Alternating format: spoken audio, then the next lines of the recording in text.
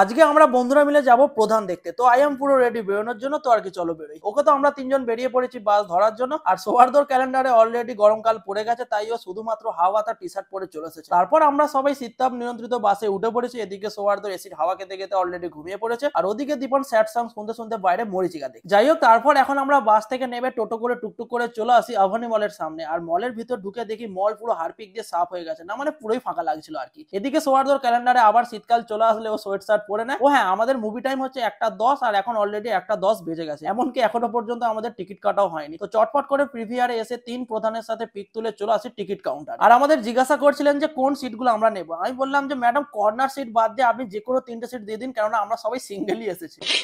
তারপর টিকিট কেটে ভিতরে এন্ট্রি নিয়ে সিনেমা দেখার সময় কি কি খাওয়া হবে সেটা সিলেক্ট করে এখানে এসে চটফট করে অর্ডার দিয়ে দিই। এই যে এসব আমরা অর্ডার করেছি, তারপর অডি ওয়ানে ঢুকে পড়ি। আর সিটে বসতে না বসতেই আমাদের সবার প্রিয় প্রধান দা এন্ট্রি নিয়ে নেয় আর মুভিও শুরু হয়ে যায়। ফার্স্ট হাফটা ভাই সত্যি বলছি ব্যাপক লাগলো আমার। রিয়েলি বলছি ভাই, পুরো জোরদার লাগছে সিনেমাটা। শুধু আমার নয়, আমাদের তিনজনেরই দারুণ লাগছে সিনেমাটা। এবার সেকেন্ড হাফটা দেখার অপেক্ষা। তার আগে বাইরে একটু ক্যাদ মেরে নিয়েছিলাম আর কি, কেননা ভিতরে এখনো অ্যাড চলছে, তো ভিতরে গিয়ে কোনো লাভ নেই। দেন সেকেন্ড হাফও স্টার্ট হয়ে যায় আর দেখতে না দেখতেই সিনেমাও শেষ হয়ে যায়। সত্যি বলছি ভাই, কিছু জায়গায় হাততালি না মেরে থাকতে পারছিলাম না। ওভারঅল প্রধান সিনেমাটা আমার ব্যাপক লেগেছে, মন পুরো ভরে গেল ভাই। এখনো পর্যন্ত যারা প্রধান সিনেমাটা দেখোনি, সিনেমা হলে গিয়ে দেখে আসো ভাই, সেরা লাগবে। অনেকক্ষণ মুভি দেখেছি, এবার আমরা চলে যাচ্ছি পেট পুজো করতে। জোরদার খিদে পাচ্ছে ভাই। তো চটপট করে রেস্টুরেন্টে এসে মেনু কার্ড নিয়ে বসে পড়ি, আর অনেক ডিসকাশনের পর আমরা আমাদের অর্ডার দিয়ে। তো প্রথমেই আমরা নিয়ে নিয়েছি দুটো মকটেল, একটা ব্লু লেগুন, একটা ম্যাঙ্গো ডিলাইট। তো আর কি ম্যাঙ্গো ডিলাইট দিয়ে প্রথমে মন আর পেটটাকে ঠান্ডা করে নিই, আর এটা রিয়েলি ভাই পুরো চুমু লেগেছে আমার। তারপর আমাদের নেক্সট অর্ডার চলে আসে এগ মুরগি মিক্সড নুডলস। আর এত জোরে খিদে পেয়েছে যে ফুড ফটোগ্রাফি আর করিনি, ডিরেক্ট ছাটানো শুরু করে দিই। ডিম আর মুরগি পুরো ভর্তি ভর্তি দিয়েছে, দেখে ভাই পুরো দিল খুশ হয়ে গেছে। আর খেতেও বেশ ব্যাপক ছিল। দেন নুডলস খাওয়া হয়ে গেলে ম্যাঙ্গো ডিলাইটকে একটু চিল করে নি, তারপর জোরদার একটু ফটোগ্রাফি চলে। সৌহার্দ্যর ফটোশুট হয়ে গেলে আমিও ক্যাদ মেরে বসে পড়ি পিক তুলতে। দেন বিল পে করে মুখ ভর্তি মুখোশুদ্ধি খেয়ে রেস্টো থেকে বেরিয়ে মলের এদিক ওদিক একটু ঘুরতে না ঘুরতেই দেখা হয়ে যায় স্যান্টা দাদুর সাথে। তো দাদু আর ক্রিসমাস ট্রির সাথে পিক তুলে চলেছিলাম পারফিউম কিনতে, আমি নয় দীপন কিনতে। দেন কয়েকজনের সাথে দেখা করে আমরা চলে আসি টার্কিশ আইসক্রিম খেতে। তবে এখানে এসে একটা জিনিস জানলাম যে আইসক্রিম নেওয়ার সময় দাদাটা যদি আইসক্রিম দেওয়া নেওয়ার গেমটা দেখায়, ওর জন্য আলাদা প্রাইস, আর যদি না দেখতে চাও তাহলে তার আলাদা প্রাইস। আর আমি যেহেতু ফার্স্ট টাইম ট্রাই করবো, তাই গেমটা দেখাতেই বললাম। তো দাদা হাই ফাইভ করে ঘন্টা বাজিয়ে গেম স্টার্ট করে দেয়, আর আমিও বোকা হতেই থাকি। কেউ আজ পর্যন্ত আমায় এত বোকা বানায়নি যতটা না দাদা আমায় আজ বানাচ্ছে। তবে বেশ মজা লাগছিল ভাই। আমিও কয়েকটা কোন সাটিয়ে দিই, আর দাদা একটার পর একটা নিউ কোন বের করতেই থাকে। তবে এই জায়গাটা আমার পুরো সেরা লেগেছে। ভাবছিলাম আইসক্রিম দেবে, তা নয় টিস্যু মুখে ঢুকিয়ে দিল ভাই, পুরো মই